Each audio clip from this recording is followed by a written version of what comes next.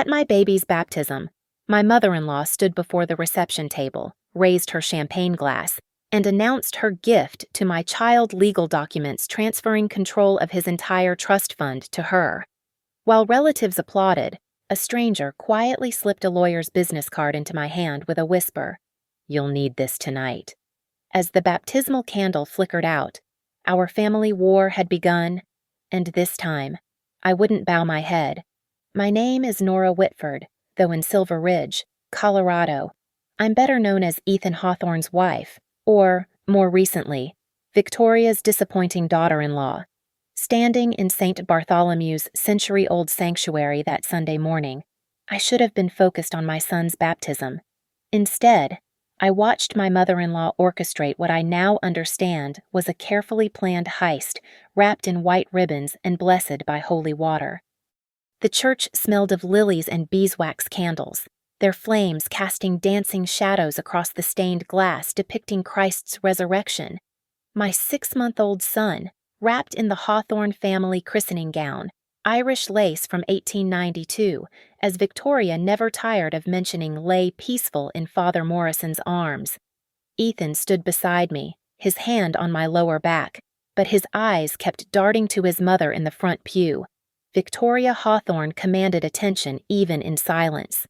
Chanel suit in winter white, pearl choker that once belonged to a railroad baron's wife, silver hair styled in a perfect chignon. She'd chosen everything about this day, the church. The time 11:15 sharp, when the light through the rose window is most flattering. Even the specific baptismal font water imported from the Jordan River. "Do you reject Satan and all his works?" Father Morrison's voice echoed. "I do." Ethan and I responded in unison, though his voice wavered. The ceremony proceeded with practiced precision. My best friend Lena Brooks stood as godmother, her husband Marcus as godfather. Victoria's photographer, yes. She'd hired a professional, captured every angle. The holy water touched my son's forehead, and he didn't even cry. A perfect moment. Victoria would later tell her country club friends, if only she knew how perfect her timing truly was. As we processed out to the reception hall, I noticed the stranger for the first time. Navy suit, unremarkable except for how intently he watched our family, not the baby us.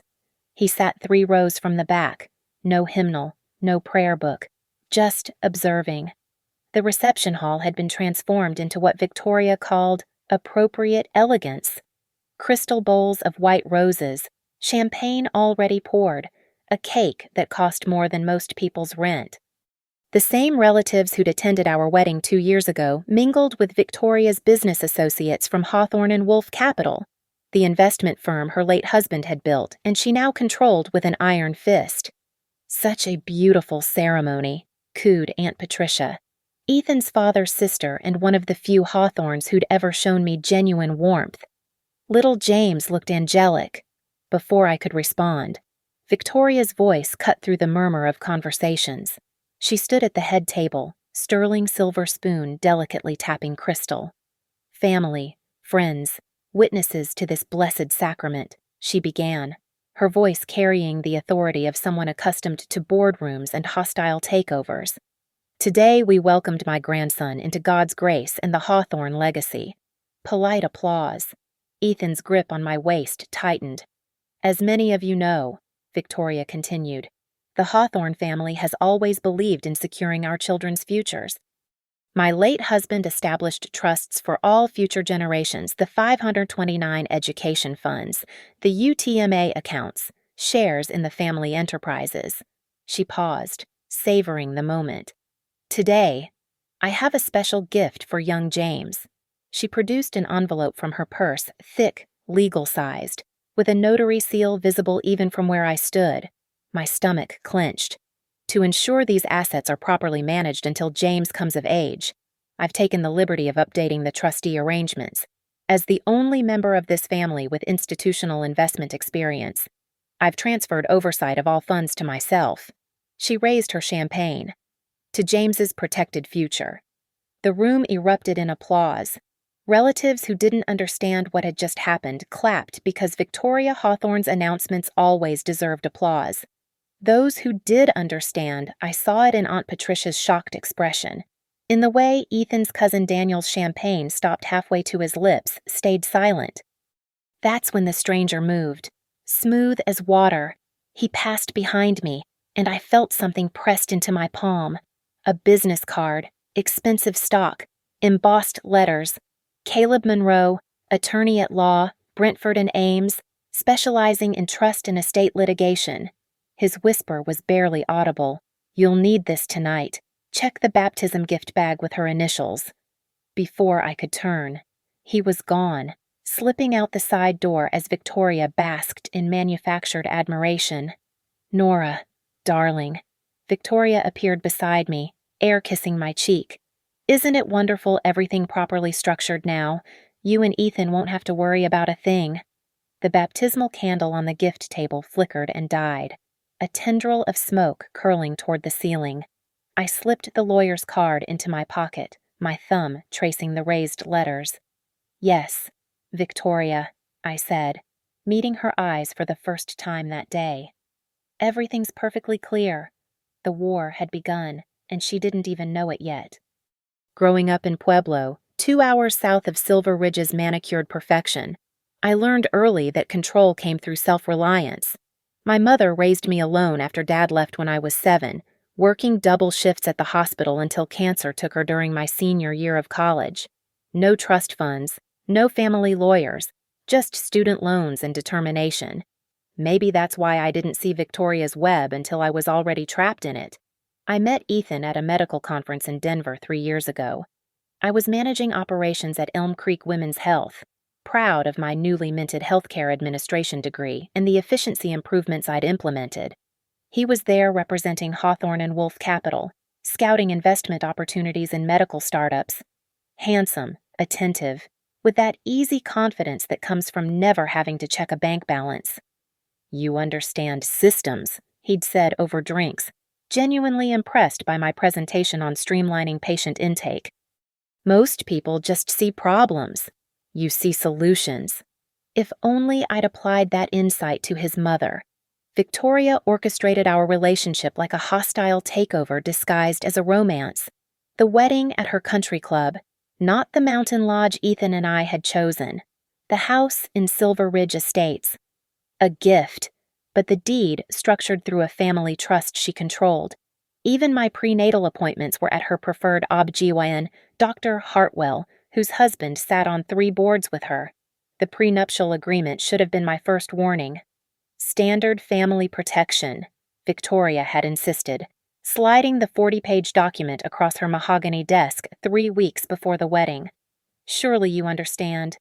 Dear, the Hawthorne name carries certain responsibilities. I'd had it reviewed by a lawyer one Victoria recommended. I realized too late. The language seemed reciprocal, protecting both parties. What I missed were the nested clauses about family trusts, the definitions of marital assets that excluded anything touched by Hawthorne money, the provisions that activated if either party acted against family interests. Control tightened gradually, like silk scarves that become chains. Joint accounts that required Victoria's co-signature for withdrawals over $5,000, just until you're familiar with our financial advisors. The Range Rover in Ethan's name alone, better for insurance purposes. The investment accounts where Ethan's salary was deposited directly into instruments managed by Hawthorne and Wolf. Tax optimization, you understand. I kept working at Elm Creek, my salary, my only independent income, deposited into my sole checking account from before marriage. $62,000 a year felt like nothing compared to the Hawthorne wealth, but it was mine. Or so I thought until Victoria suggested, then insisted, then somehow arranged for my promotion to part-time status after announcing my pregnancy at a family dinner I hadn't known was planned. A Hawthorne woman doesn't need to work, she'd proclaimed, raising her wine glass while I sat stunned. Morning sickness and rage battling in my stomach.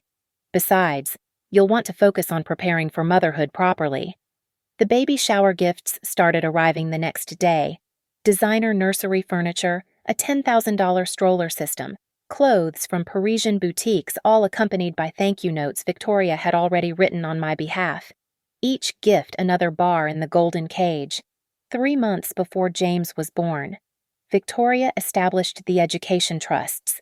Grandfather Hawthorne's legacy, she explained at another family dinner, distributing folders with official-looking documents. He set aside funds for all future generations. $2 million in 529 plans, $3 million in UTMA accounts, plus dividend-bearing shares in Hawthorne and Wolf. Ethan squeezed my hand under the table. Isn't it incredible James will never have to worry about anything? The documents were already executed. My signature appeared on forms I'd never seen, notarized by Victoria's personal attorney. When I questioned it, Ethan pulled me aside. Mom had power of attorney from the prenup for family financial matters, he explained, as if this made perfect sense. It's all for James, honey. Don't make this complicated. That night, I started keeping copies of everything: bank statements, trust documents, emails about family meetings I wasn't invited to attend. I opened a safety deposit box at a credit union across town, paying the fee from my dwindling personal account. The teller, a young woman with kind eyes, didn't ask why I looked over my shoulder 3 times before leaving. Victoria's Instagram documented our life for her 8,000 followers. 3 generations of Hawthorne strength captioned a photo from James's first week home. Preserving family legacy, under pictures from the country club's legacy luncheon. Each post carefully curated, showing her as the devoted grandmother protecting her family's interests. The Hawthorne Family Foundation was her masterpiece of control. Charitable giving, she called it. But I'd glimpsed enough documents left strategically visible during my visits to recognize the structure. Money flowed in from the family trusts, tax-deductible and untouchable, then out to causes Victoria championed or to consulting firms with vague names and Delaware addresses. 2 weeks before the baptism, I'd found an email printout on Ethan's desk. Q3 Foundation meeting restructuring discussion. My name appeared once in Whitford voting rights transferred per section 8.3.2. When I confronted Ethan, he'd gotten defensive. It's technical stuff. Nora, Mom handles the family finances. She built this with Dad. She knows what she's doing. Does she know what she's doing to us? I'd asked. He'd looked at me then with something I'd never seen before: fear. Just don't fight her on this. Please. For James. Now I understood. The baptism announcement wasn't a power play. It was victory declared over a war I hadn't known I was fighting. But that stranger's business card burned in my pocket like a match waiting to be struck. That night, while Ethan slept and James dozed in his bassinet, I found the baptism gift bag with V.H. embossed in gold. Inside, beneath tissue paper and a silver rattle, my fingers found a USB drive and a folded note: draft documents review before Monday's filing. I opened my laptop, disabled the Wi-Fi, and inserted the drive. Folder after folder of trust modifications, meeting minutes, notarized forms, all dated after James's birth, all transferring control to Victoria Hawthorne. My son's entire future, stolen with a smile and champagne toast. I reached for my phone and dialed the number on Caleb Monroe's card. It rang twice before a deep voice answered, despite it being nearly midnight. Mrs. Whitford, I've been expecting your call. The 48 hours after the baptism moved with surgical precision. Caleb Monroe's office occupied the top floor of a glass tower in downtown Denver, the kind of address that whispered old money and whispered threats. I arrived at 7:30 Monday morning, James in his carrier, having told Ethan I was taking the baby to a mommy and me yoga class. Mrs. Whitford. Caleb rose from behind his desk, younger than his voice suggested, maybe 35, with the kind of sharp focus that came from years of dismantling family empires. I apologize for the cryptic introduction yesterday. My client insisted on discretion. Your client. Patricia Hawthorne. She's been concerned about Victoria's financial maneuvers for some time. He gestured to a leather chair. What you're about to learn may be difficult to hear. The next 2 hours shattered every illusion about my marriage. Caleb spread documents across his conference table like evidence at a crime scene. The 529 education plans, established by Grandfather Hawthorne's will explicitly for his great-grandchildren, had been modified 6 times in 3 months. Each modification shifted more control to Victoria, culminating in yesterday's complete transfer. This notary stamp, Caleb pointed to a document dated 2 weeks ago, belongs to Jennifer Walsh, Victoria's personal assistant. She notarized this change of trustee form claiming you and Ethan appeared before her at 2:15 p.m. on January 3rd. He slid another paper forward. These are your credit card records showing you were at a pediatrician appointment in Boulder at that exact time. My hands shook as I examined the forged signatures. Mine was close, but the N was wrong too sharp, the way someone would write it who'd only seen my signature on formal documents. The UTMA accounts are worse, Caleb continued. Uniform Transfers to Minors Act requires the custodian to act in the child's best interest. Victoria has already initiated transfers totaling $800,000 to Sable Creek Holdings. LLC? Guess who owns Sable Creek? Victoria, I whispered. Through 2 shell companies and a Delaware trust. She's been building this structure for 18 months before you were even pregnant. The foundation documents made me physically ill. Meeting minutes for gatherings that never happened. Resolutions passed by boards that never met. All directing funds toward administrative expenses and strategic consulting. Ethan's signature appeared on every page. Your husband's involvement.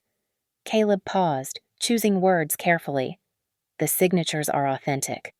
He's been signing whatever she puts in front of him. I thought of Ethan's fear when I'd questioned the foundation, his insistence that his mother knew best. He doesn't know what he's signing. Ignorance isn't innocence, Mrs. Whitford, but it might be leverage. By noon, we'd identified 4 points of attack. The forged notarizations were criminal. The UTMA violations carried civil penalties. The foundation's self-dealing could trigger IRS scrutiny. And the original will's language about direct descendant benefit made Victoria's power grab legally questionable. We need to move fast, Caleb said. Once she files these modifications with the state, they become much harder to unwind. I can have emergency motions ready by tomorrow, but I need your go-ahead. Do it, I said, then remembered. I can't pay your retainer. My accounts. Patricia has covered it. She's also provided this. He handed me a debit card. Temporary account, $20,000. Untraceable to you until we can secure your assets. I drove home in a daze, James babbling happily in the back seat. The house felt different now, not a home, but a stage where I'd been performing without knowing the script. Ethan's car sat in the driveway. He was never home midday. I found him in his study, papers spread across his desk, a glass of scotch at 10:45 a.m. His laptop showed bank accounts I'd never seen all near zero. She's been draining everything, he said without looking up. The investment accounts, the savings, even my personal checking, transferred to the foundation for family asset consolidation. You knew? My voice came out steadier than expected. I suspected, but knowing and proving, he finally met my eyes, and I saw the boy who'd never been allowed to become a man. She has recordings. Nora, phone calls where I agreed to things while drunk or desperate. She's threatened to use them to say I'm unstable, unfit for custody. Ethan, what did you do? I gambled. Sports betting. Online poker started small, just for fun, but it got worse after Dad died. She found out, covered the debts, but the price? He gestured at the papers. Was everything. The front door chimed. Victoria entered without knocking, her heels clicking against marble like a countdown. Darling, you missed the mommy yoga class. Jennifer called to say you never showed. Her smile was razor sharp. Where were you? James started crying. Perfect timing. I lifted him from his carrier, using the motion to hide my shaking hands. He was fussy. We drove around instead. She studied me, then noticed Ethan's day drinking. Really? Son, this is how you handle responsibility. Mom, about the trust modifications. Are perfectly legal and in everyone's best interest. She pulled a folder from her purse. In fact, I need one more signature. The shares transfer. Ethan reached for the pen. I watched, waiting to see which version of my husband would appear the man I'd married, or his mother's puppet. His hand hovered over the signature line. No, he said quietly. The temperature in the room dropped 10 degrees. Excuse me. Victoria's voice could have etched glass. I said no. I want to read it first. Have my own lawyer review it. Victoria laughed, bright and terrible. Your lawyer. With what money I know about Bangkok, Ethan, about the basketball finals, about the margin calls you thought I didn't track. Then you also know I have nothing left to lose, Ethan replied, setting down the pen. She turned to me, and I saw it then, the moment she realized I was no longer prey but opponent. You poisoned him against me, she hissed. You common little, careful Victoria, I said, holding James tighter. Defamation is also actionable. Her face went white. She knew. Somehow. She knew I'd been to a lawyer. This isn't over, she said, gathering her papers. You have no idea what you're starting. After she left, Ethan and I sat in silence. Finally, he asked, "What's our next move?" I thought of Caleb's emergency motions, of Aunt Patricia's secret support, of the USB still hidden in my pocket with enough evidence to destroy Victoria's carefully constructed empire. Now, I said, we fight back. Tuesday morning, Caleb Monroe's conference room transformed into a war room. The team he'd assembled looked like a financial crimes task force. Arya Patel, forensic accountant with 15 years unraveling Ponzi schemes, commanded one end of the table with 3 laptops and a calculator that never stopped clicking. Marcus Hale, former federal prosecutor turned civil litigation specialist, reviewed depositions with the intensity of someone defusing a bomb. And Dr. Owen Price, my son's actual godfather and secretly a board member at First Colorado Bank, provided our inside track to Victoria's financial movements. The 3-pronged strategy is our best option, Caleb began, projecting documents onto the wall. First, we file for an immediate temporary restraining order and preliminary injunction. The forged notarizations give us grounds for emergency relief. Arya pulled up bank records. I've traced 17 transfers from the UTMA accounts to Sable Creek Holdings in the past 6 months, each one under the federal reporting threshold, but together they constitute systematic self-dealing. Victoria was careful, but not careful enough. The pattern shows intent, Marcus added. She started small 5,000 here, 8,000 there testing if anyone was watching. When no one objected, the amounts grew. Last week's transfer was 97,000. Owen cleared his throat. There's something else. Yesterday afternoon, Victoria attempted to liquidate the 529 plans entirely. My contacts at the bank flagged it as suspicious and delayed processing pending additional verification. We have maybe 72 hours before she finds another way. Then we move now, Caleb said. The TRO filing is ready.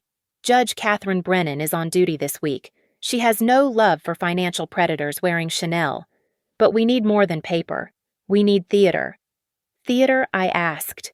Victoria Hawthorne's power comes from her reputation, Marcus explained. Pierce that, and her leverage evaporates. The summit of Giving Gala is Thursday night. Every major player in Colorado's financial sector will be there. You want to serve her at a charity event. Ethan spoke for the first time since arriving. He'd been quiet, absorbing the evidence of his mother's betrayal. Not just serve her. Caleb smiled. We're going to document it. Discovery requests, freeze orders, and notice of investigation all perfectly legal, all devastatingly public. Arya pulled up another screen.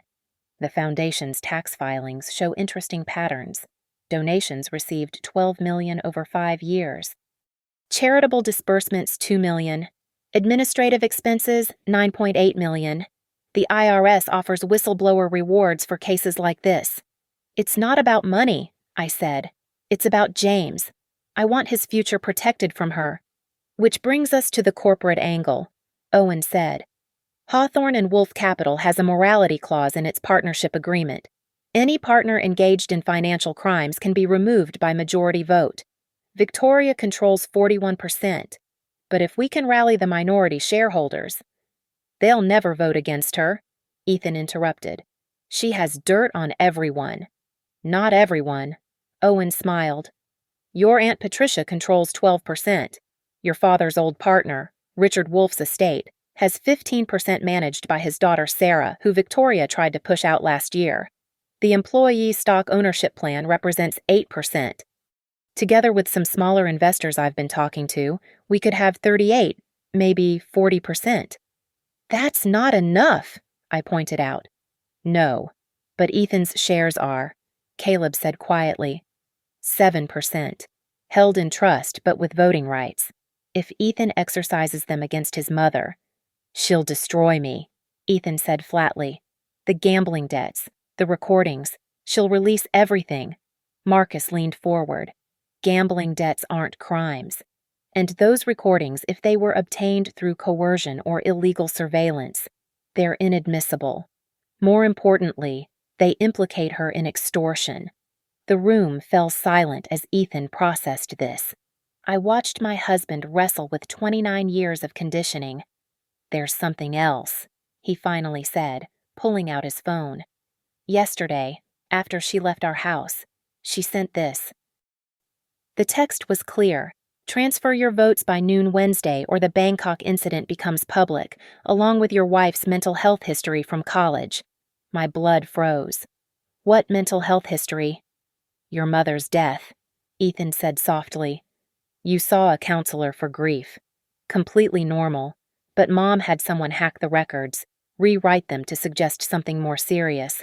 Postpartum psychosis risk factors, hereditary instability. She planned to use it for custody if you ever fought back. Arya was already typing. Digital manipulation of medical records is a federal crime. HIPAA violations, wire fraud, conspiracy.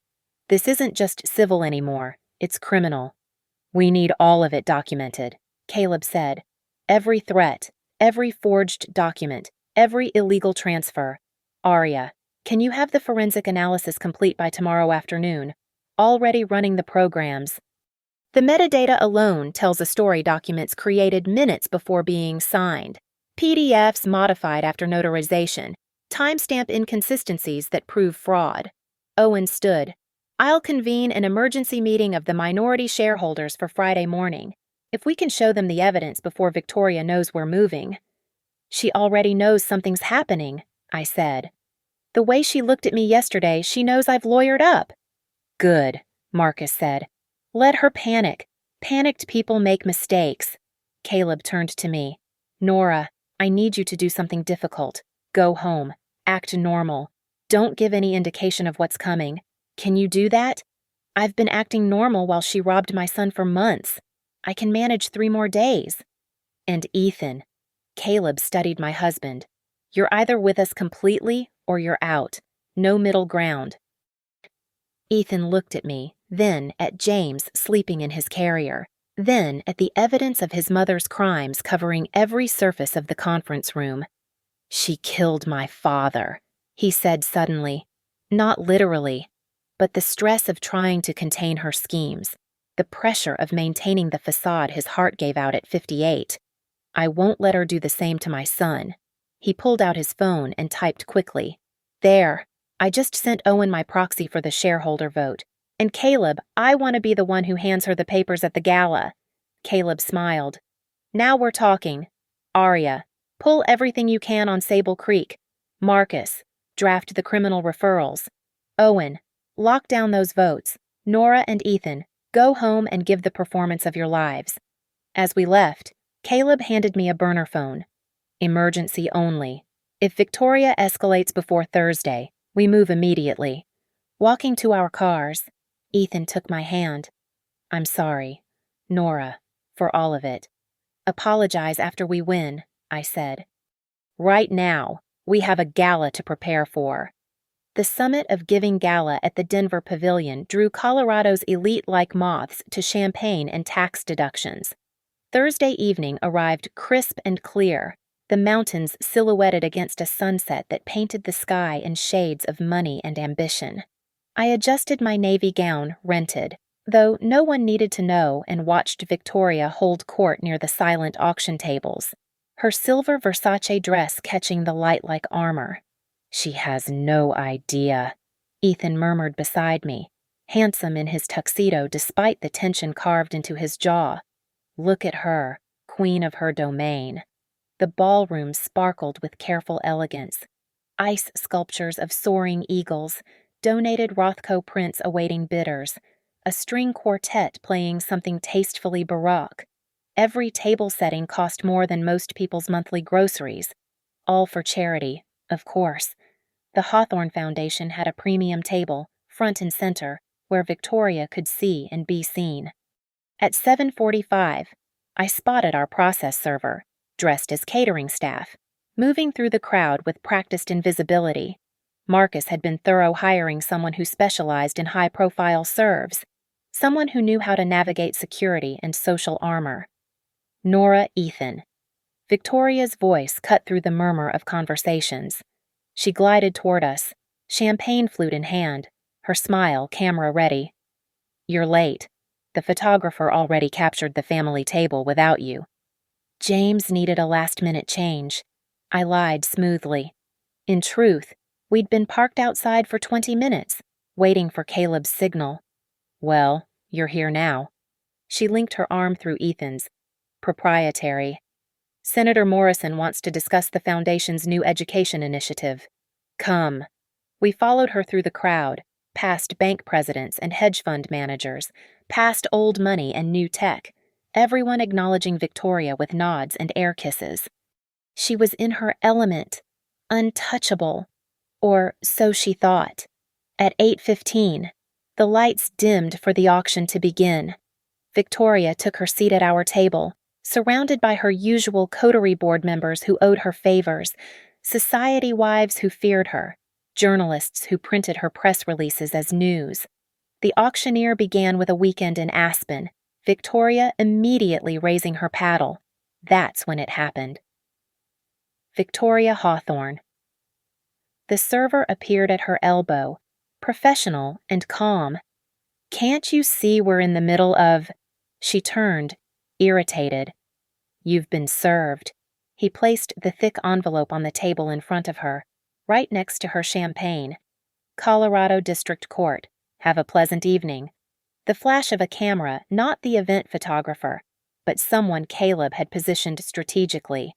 Victoria's face in that moment was art shock dissolving her perfect composure, rage fighting with the need to maintain appearances. She reached for the envelope with manicured fingers, her movement drawing the attention of everyone at our table. The auctioneer continued his patter, but I saw heads turning, whispers starting. "What is this?" she hissed at Ethan, then at me. "What have you done?" "Read it," Ethan said quietly. "It's all there. The TRO freezing the accounts, the injunction preventing any transfers, the notice of investigation into Sable Creek Holdings." Victoria tore open the envelope, her eyes scanning the pages. Each document made her paler. The forensic accounting summary, the criminal referral notices, the emergency board meeting notification for Hawthorne and Wolf Capital, scheduled for 9 a.m. tomorrow. "You ungrateful." She started to rise. "Smile, mother," Ethan said. "Everyone's watching." She was trapped.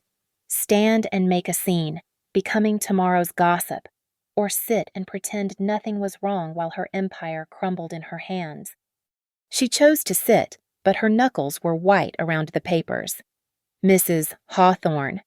A different voice. Richard Morrison from the Denver Post stood beside our table, his phone already recording. "Care to comment on the allegations of financial fraud involving the Hawthorne Family Foundation?" No comment. Victoria managed through gritted teeth. "What about the IRS investigation into $9 million of questionable administrative expenses?" The tables around us had gone quiet. Victoria's court was watching their queen fall. "This is a family matter," she said, standing with as much dignity as she could muster. "If you'll excuse me." She walked toward the exit, head high, but the damage was done. Before she reached the doors, phones were buzzing. The server had also delivered copies to 3 board members of Hawthorne and Wolf, 2 major foundation donors, and somehow Aria's touch to the IRS Criminal Investigation Unit. "Ma'am." Security approached Victoria at the door. "We've been asked to ensure you don't leave before speaking with these gentlemen." 2 men in dark suits stood waiting, not FBI, but close enough.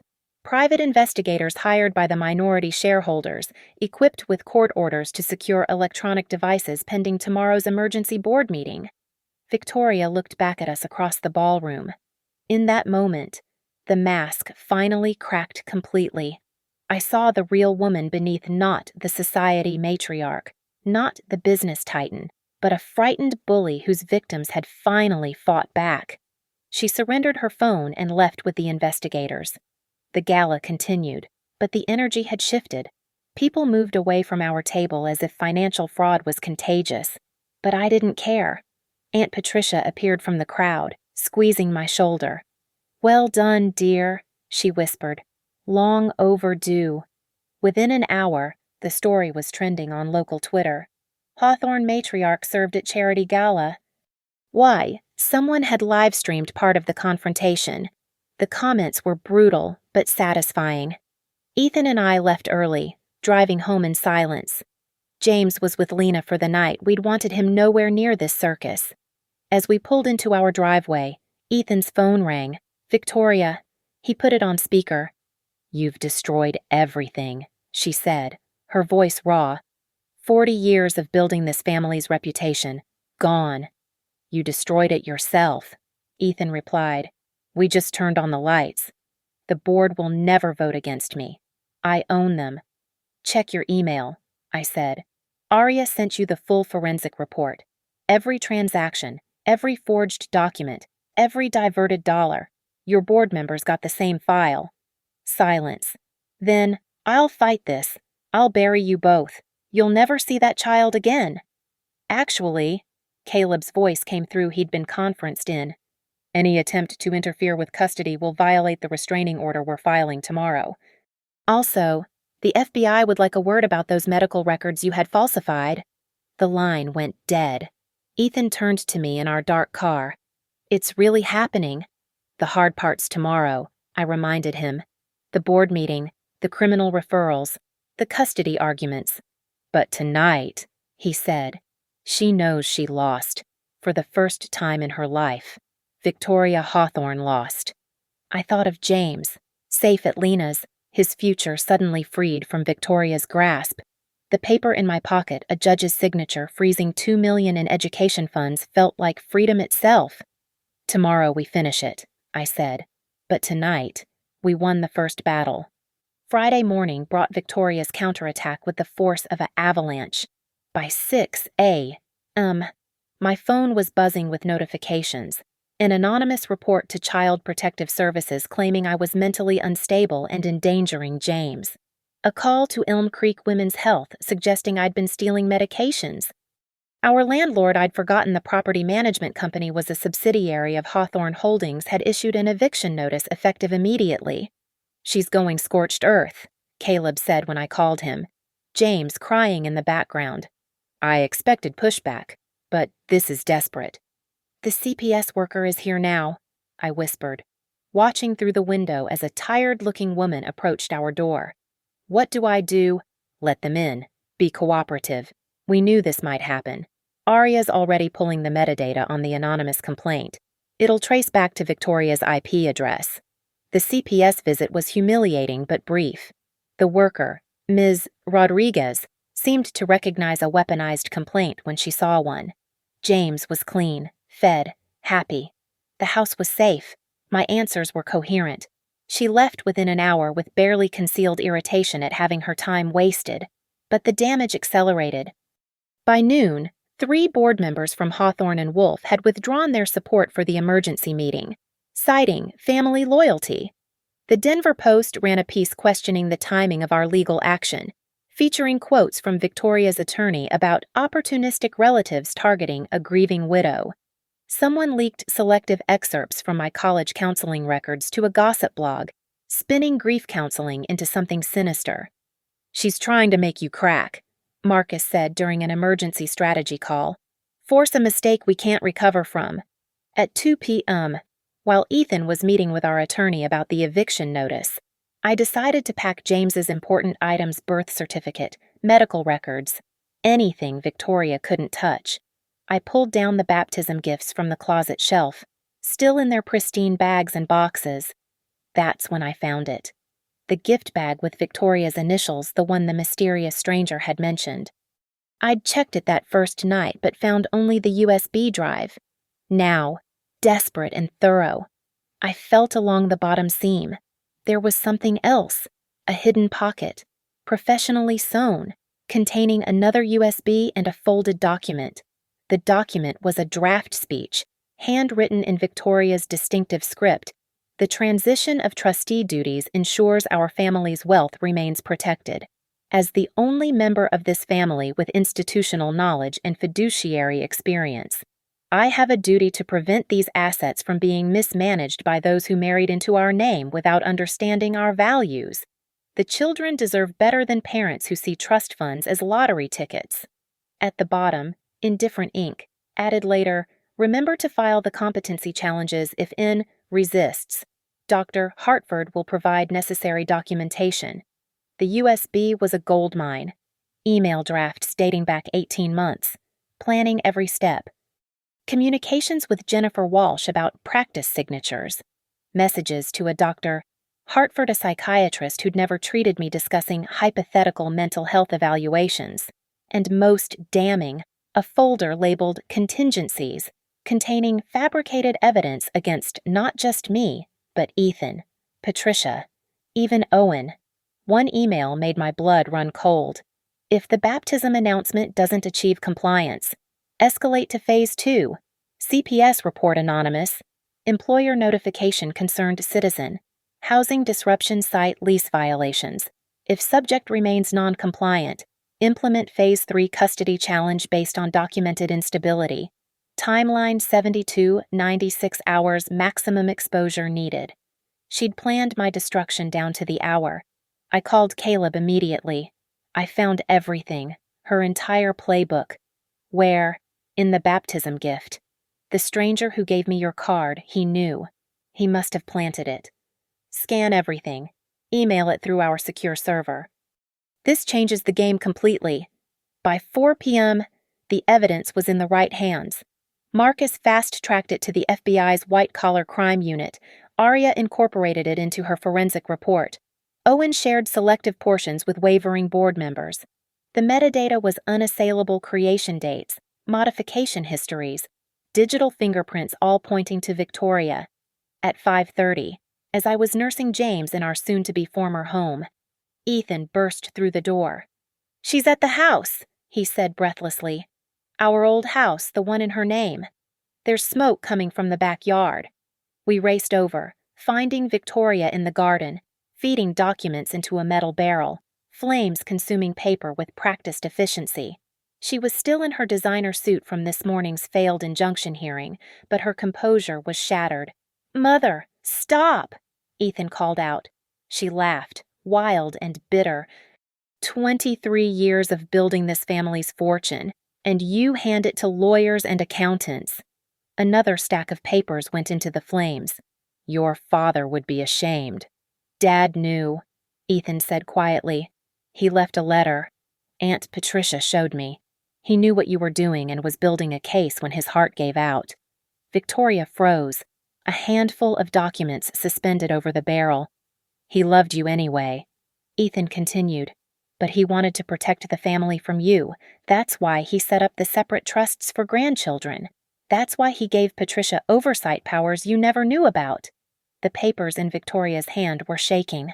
I recognized one, the original trust document with Grandfather Hawthorne's seal. "Don't," I said. "Destroying that is a federal crime. You're already facing charges." "What's one more?"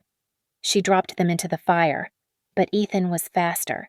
He grabbed the garden hose, dousing the flames before the documents were completely destroyed. In the soggy mess of ash and paper, the USB drive I'd found gleamed like evidence.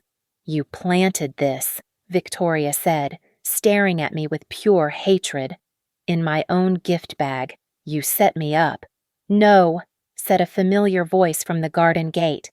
The stranger from the baptism stood there, no longer in his anonymous suit, but in an FBI windbreaker. She didn't, but someone who knew your plans did.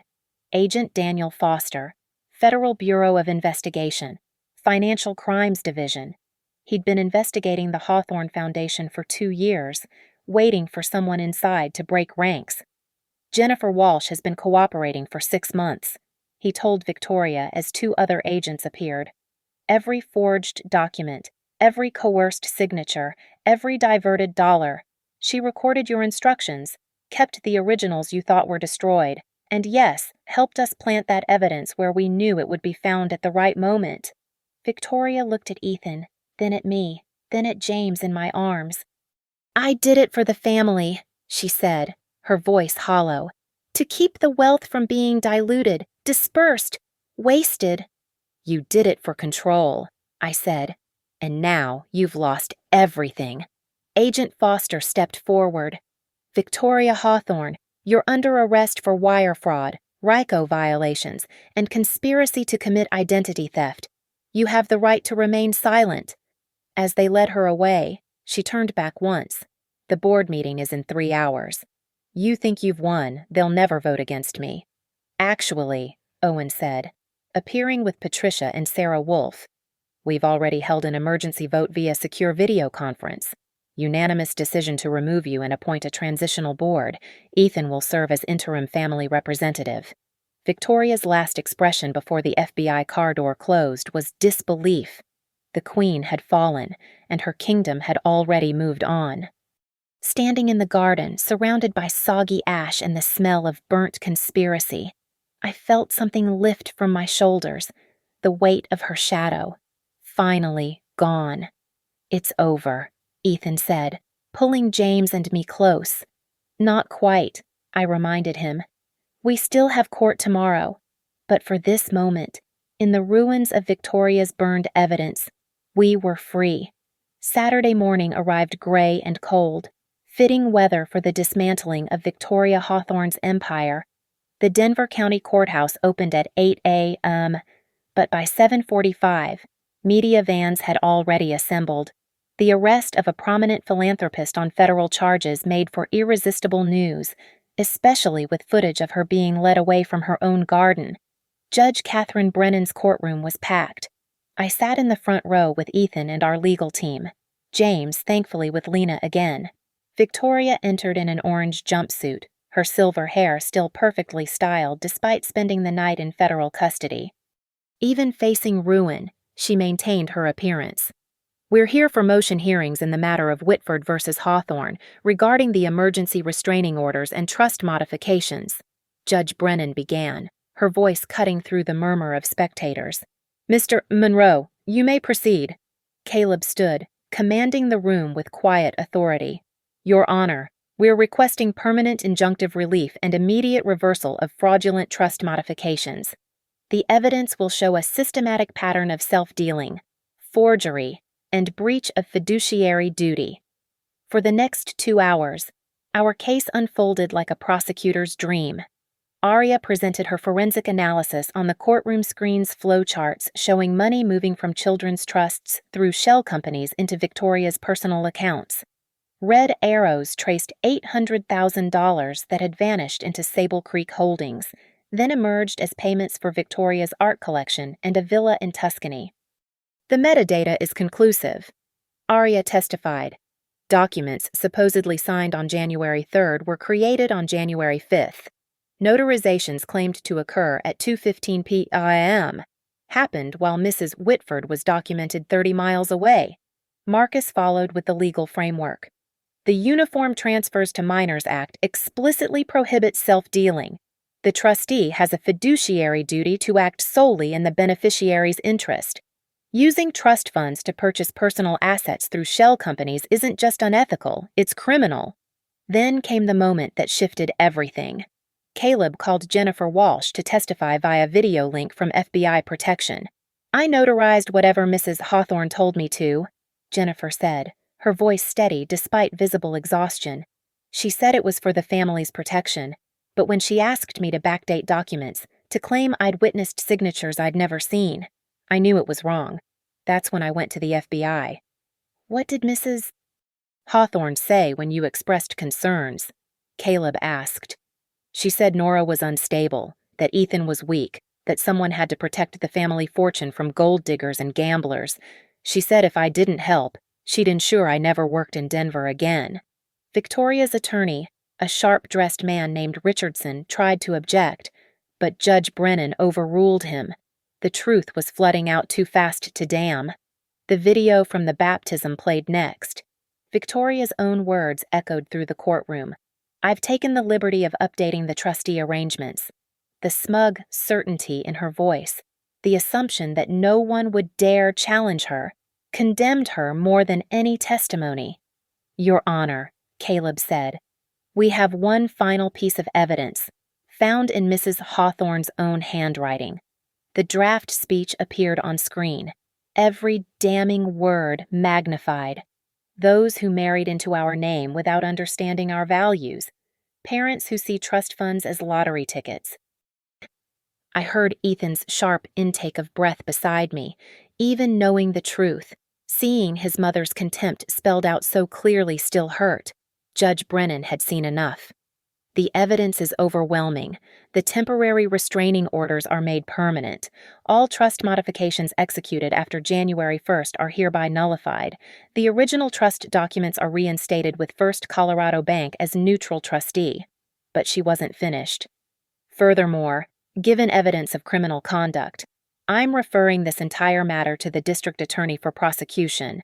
Mrs. Hawthorne, your actions represent the worst kind of betrayal, stealing from your own grandchild while wrapped in the pretense of protection. The courtroom erupted. Reporters rushed out to file stories. Victoria's attorney whispered urgently in her ear. But the afternoon session at Hawthorne and Wolf Capital would deliver the final blow. The emergency board meeting convened at 2 p.m. in the firm's top-floor conference room. The same space where Victoria had ruled for 20 years now hosted her professional execution. Board members who'd cowered at her birthday parties voted unanimously to remove her from all positions. The whispers about criminal charges made them eager to distance themselves. Sarah Wolf stood to address the room. My father built this firm on trust and integrity. Today, we reclaim those values. The board moves to permanently ban Victoria Hawthorne from any association with Hawthorne and Wolf Capital and to pursue clawback provisions for any compensation obtained through fraudulent means. You can't do this, Victoria said, standing despite her attorney's attempts to keep her seated. I made this firm what it is. When Robert died, you all would have sold out for pennies. I saved you. You saved yourself, Patricia replied. Using our reputation as cover for your schemes. Robert suspected it. That's why he created safeguards you spent years trying to circumvent. Owen presented the final documentation. The vote was unanimous. Victoria was stripped of her board seat. Her office would be cleared by security. Her access revoked immediately. The family fortune she'd schemed to control was placed in a blind trust with strict oversight. There's one more matter, Ethan said, standing for the first time. I move to dissolve the Hawthorne Family Foundation and distribute its remaining assets to legitimate charities. No more slush funds, no more shadow companies. Complete transparency. The motion passed without dissent. Victoria looked around the room at faces she'd commanded for 2 decades, now turned against her. You'll regret this when the market turns. When you need someone with steel in their spine to make hard choices. We're making one now, Ethan replied. Security escorted her out. Through the glass walls, we watched her cross the trading floor she'd once ruled, employees averting their eyes, some recording on their phones, the Queen's Walk of Shame, broadcast live on social media. Judge Brennan reconvened court at 4:30 for final orders. The emergency trustee appointment is approved. Mr. and Mrs. Whitford will have joint authority over their son's educational and medical decisions. Mrs. Victoria Hawthorne is permanently enjoined from accessing or attempting to control any trust assets. Your Honor, Richardson stood. My client wishes to make a statement. Victoria rose, orange jumpsuit wrinkled, dignity cracking. I only wanted to preserve what my husband built, to protect it from those who didn't understand its value. Mrs. Hawthorne, Judge Brennan said coldly, you confused preservation with control, protection with domination. Your grandson's inheritance wasn't yours to protect. It was his to receive. Court is adjourned. As we left the courthouse, Denver's evening light painted the mountains gold. Reporters shouted questions, but we pushed through to Caleb's waiting car. Victoria was led to a federal transport van, facing charges that would likely mean years in prison. How do you feel? Caleb asked as we drove away. I thought about the question. James's future now secure. Victoria's shadow finally lifted. Free, I said. For the first time since I married into this family.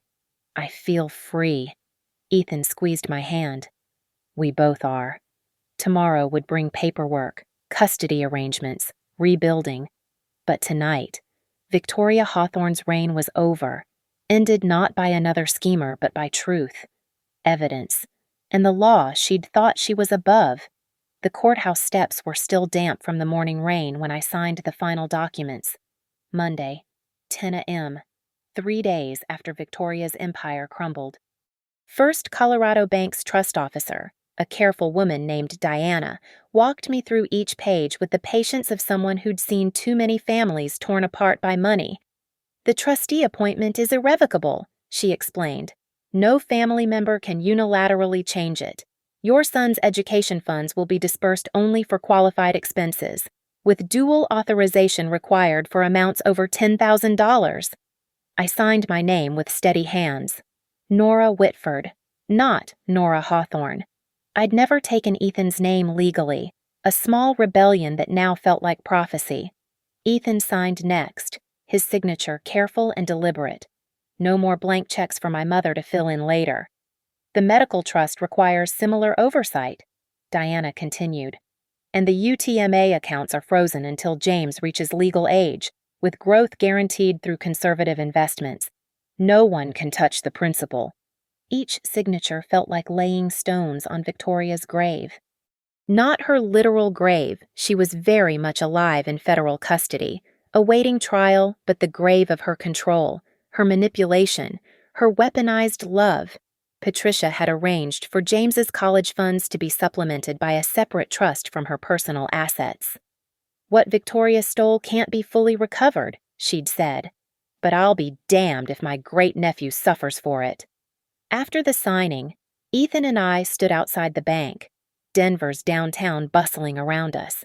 The city moved on, indifferent to our small victory in the war between trust and betrayal.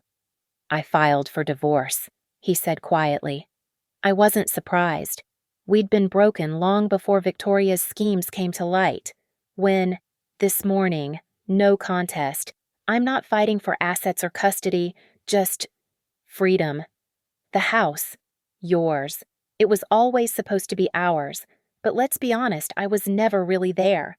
The prenup Victoria insisted on actually protects you now. Ironic, isn't it? We walked to my car, where James slept in his carrier, blissfully unaware that his future had just been secured. At 6 months old, he owned more wealth than I'd see in a lifetime, but now it was actually his, protected by laws and oversight rather than a grandmother's whims. What will you do? I asked Ethan. Therapy, first. Real therapy, not the family friend psychologist mother recommended who reported back to her. Then, I don't know. Maybe teach. I have a mathematics degree I've never used. Too busy playing heir to the throne. You'll be a good teacher. I hope I'll be a good father. Wednesday and weekend visits. Right.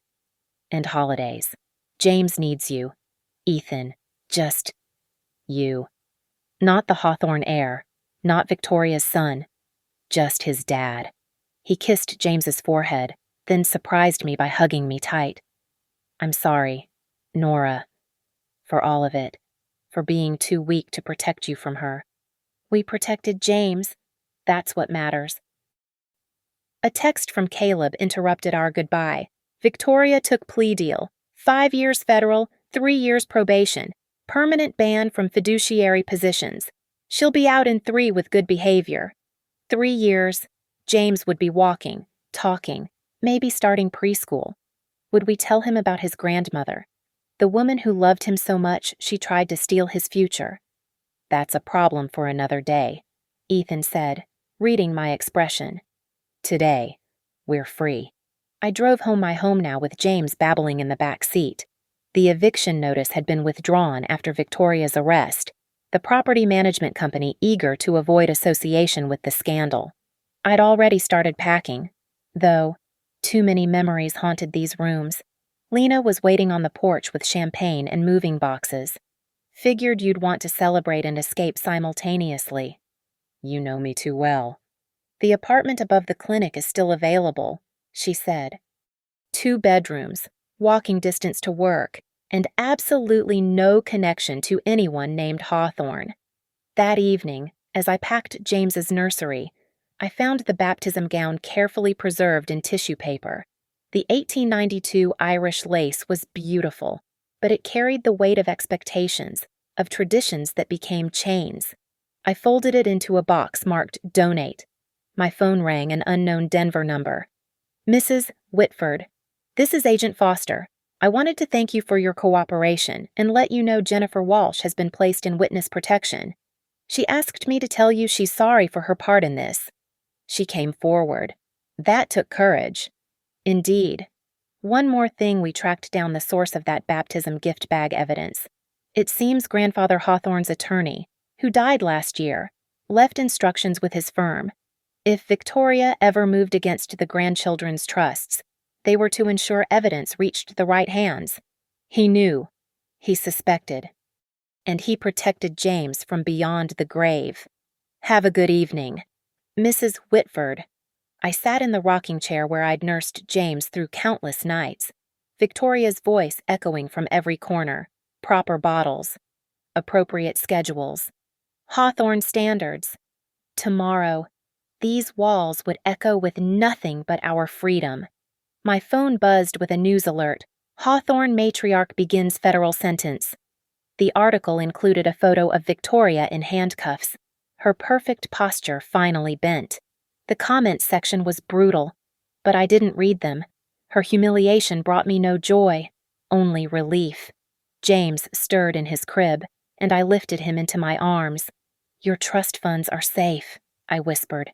Your future is yours, and your mother is finally, truly free. Through the window, Denver's lights sparkled like promises. Somewhere out there, Victoria sat in a federal cell, perhaps planning her comeback. Ethan was probably in his new apartment, learning to be himself. The Hawthorne empire continued without its queen, reformed and restructured. But here, in this moment, James and I were just us. No inheritance battles, no forged documents, no matriarch's shadow, just a mother and son, beginning again. I thought of that stranger at the baptism, Agent Foster, pressing his card into my palm. You'll need this tonight, he'd said. He was wrong. I'd needed it for my entire life. I just hadn't known it yet. Tomorrow, I'd file the papers to legally change James's name. Not Hawthorne, with its weight of expectation and manipulation. Not Whitford, carrying my own struggles. Something new. Something his. James Foster Whitford, I said aloud, trying it on. A name that honored the agent who'd helped save him, combined with the mother who'd fought for him. Victoria would hate it, which made it absolutely perfect. As I stood on those courthouse steps, the pen Victoria had gifted me at the baptism fell from my pocket, a Mont Blanc worth thousands, her initials engraved in gold. I picked it up, then tossed it in the trash. Some gifts were too expensive to keep. Let's go home, baby, I whispered to James. Our real home. The war was over. We'd won. and Victoria Hawthorne's reign of control had ended exactly where it began, with a mother's love for her child. Only this time, it was real love, not possession dressed in designer clothes and wrapped in legal documents. This time, love actually won. Thank you so much for listening to this story. I'd love to know where you're listening from. Leave a comment below and let's connect. Don't forget to subscribe to the channel and share your thoughts about Nora's journey. What would you have done in her situation?